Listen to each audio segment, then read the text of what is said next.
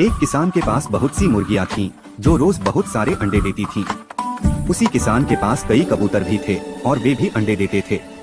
लेकिन उन कबूतरों में से एक कबूतर ऐसा था जो अंडा नहीं देता था। किसान ने उसे बेकार समझकर अपने घर से भगा दिया।